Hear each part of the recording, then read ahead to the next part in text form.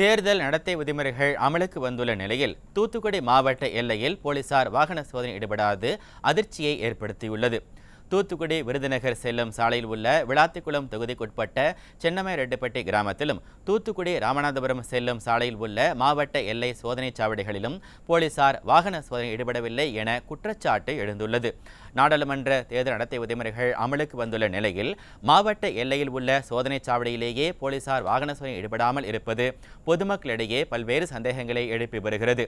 கனிமொழிக்காக மாவட்ட எல்லைகளில் சோதனைகள் நடத்தப்பட்டதா என்றும் தேர்தல் பணப்பட்டவர்களுக்காக காவல்துறையும் உதவுகிறதா எனவும் பொதுமக்கள் கேள்வி எழுப்பி வருகின்றனர்.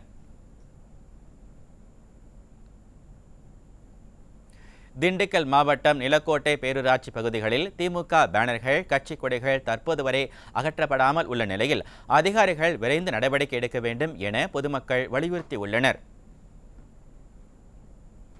கடலூர் மாவட்டம் புவனகிரியில் விடியா திமுக மற்றும் அதன் கூட்டணி கட்சிகள் தொடர்பான சிலை கல்வெட்டுகளை மறைக்காமல் பேரூராட்சி நிர்வாகம் தேர்தல் நடத்தை விதிமுறைகளை மீறுவதாக பொதுமக்கள் குற்றம் சாட்டியுள்ளனர்.